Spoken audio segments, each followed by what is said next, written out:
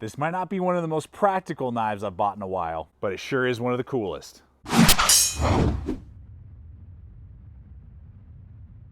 That's right, folks. Welcome to the review on the Kershaw XCOM.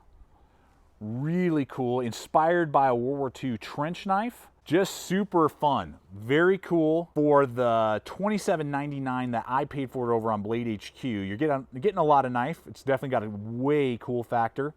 I will have those links for you below over to Blade HQ, GP Knives, lots of other places that you can pick these up. Amazon, we appreciate when you guys use those hyperlinks. But guys, this is cool. Okay, for the under $30 price point, we're getting 8CR13 MOV steel. We know that steel, Kershaw's been cranking it out for years. It's a budget-friendly steel for $30, $27.99, whatever it would be. You are getting a lot of knife for that price point. It's easy to resharpen, holds a decent edge, and is gonna be just a user beater type of steel. Now, from handle to tip, it's gonna be 3.6, actual cutting edge, 3.5 inches. It does have a flat or saber grind that goes up halfway. Then you have that dagger swedge right there that goes real far down to that spear point design. Not sharpened on the top, and you wouldn't want to because that is exposed there on the handle. It comes out, so if that was a sharpened edge or you sharpened it on your own, you'd be cutting yourself all over the place when you put it in your pocket. So you want to leave that dull, and I'm glad they did, so it's legal in most places, but still has that real cool dagger-esque look. And got a good relief edge on it. It's going to have a thickness of 0.15, so it's a little thick the way that it's intended. Again, like as a dagger, I mean, it makes sense to do that. That's that stock, and it tapers down to that precise tip.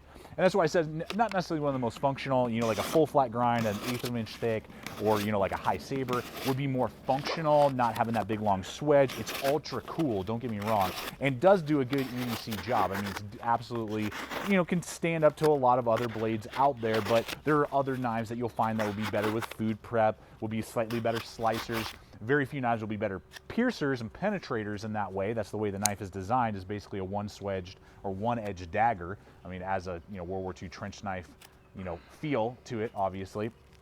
So gives you good reach though at that 3.6 overall, 3.5 inch actual cutting edge, and really gives you a lot of cool factor, but still good performance. So obviously the handle is another really iconic aspect to it. You know, reminds me of like a K-bar, again, or some form of a trench knife, fighting knife, dagger, that you just has that kind of stacked look to it. Good texturing all along this glass reinforced nylon handle. It's going to be 4.4 inches from front to back, so plenty of real estate. It's going to be 0.54 inches thick, and it's going to weigh 4.2 ounces because it does have steel liners that have been have not been machined. So it has a really nice ramp up there, a little bit of a glass spacer back there.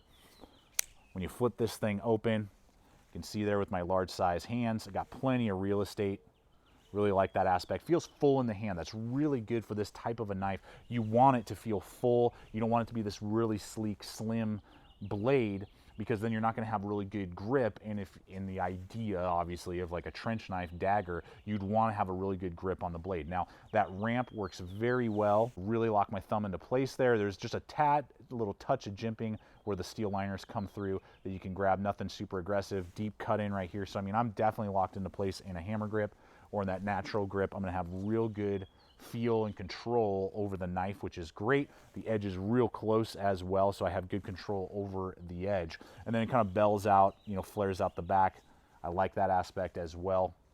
And again, that flow through construction right there. So, I mean, it's, you know, half an inch, just over half an inch thick, so it's not invisible and weighing in at 4.2 ounces, but it's not big, beefy, and bulky. It's very EDC carryable, and some of that is because of the loop over pocket clip. Now, we've talked about this. In a tactical knife, you technically would want it to be a little bit lower, but the way that they've designed it with the good texturing on the other side, it's still pretty easy to grab. You have a really nice, generous lanyard hole there with 550 paracord. The loop over is fantastic. They did a really good job. So, I mean, it will disappear in your pocket. Still pretty easy to deploy. Again, one that if it was riding higher, it'd be faster to deploy, but they decided to go with the loop over. And it's ambidextrous. So that's great. With the thumb disc, righties, lefties, I've done it both. Here's a left-handed deployment. Boom.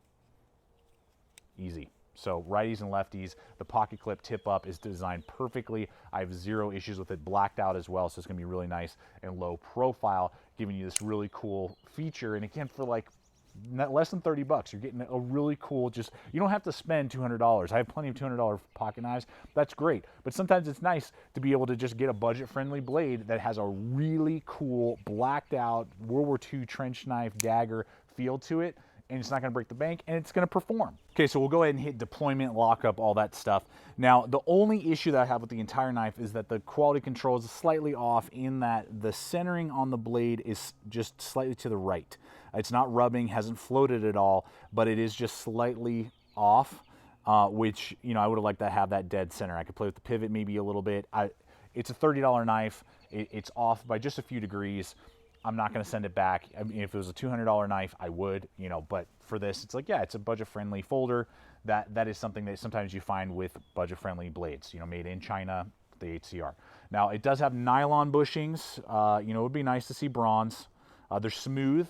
I don't really have any issue with that, but when you deploy it, there is ever so slightly side-to-side rock, and that's mostly because of the nylon. The nylon can give, where it was bronze, it would probably be more solid. Now, there's no wobble up and down at all. You have a really nice, good, solid liner lock right in there.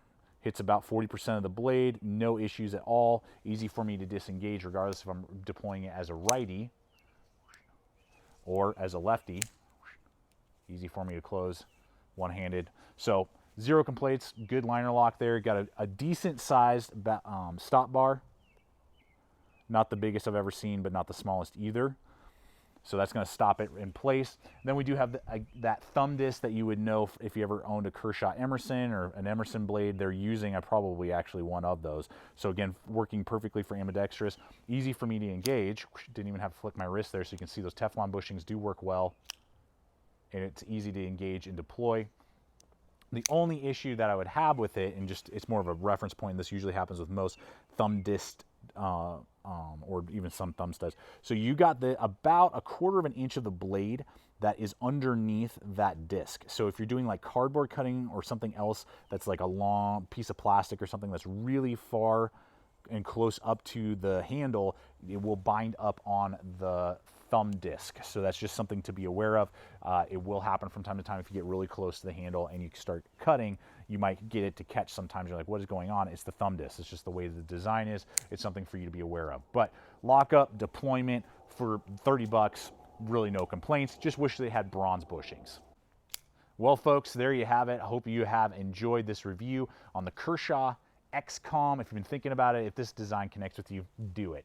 $28, well spent for me. If the design connects with you, you're gonna love it. It's gonna be fun, entertaining, cool. It definitely stands out. I don't know competitive options because I have nothing that's quite like it in my collection. So that's what's also cool. For me at this point in the game, I have so many knives. I've reviewed so many knives and handled so many that for me to lay down my money at this point, it's got to connect with me at some point or offer something new and innovative. And for me, this design just connects with me because I don't have anything like it. And it was under 30 bucks. And Kershaw does have that sweet spot of making those Chinese HCR 13, you know, blades. Good prices, decent quality control, and this one is no exception in that kind of vein that they've been producing blades. But I want to hear from you guys. Do you like this kind of design, the idea? Are you going to jump on it? Are you like, dude, that is like the last type of blade I would want or need? I just want to hear from you guys. I always love the back and forth that we have in the comments below. If you're not a current subscriber, check us out and subscribe. We're throwing out videos every single week. Hit that, man, I can't talk in this outro. Hit that little subscription button.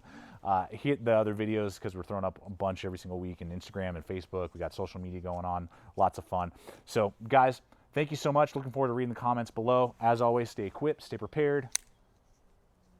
See you out there.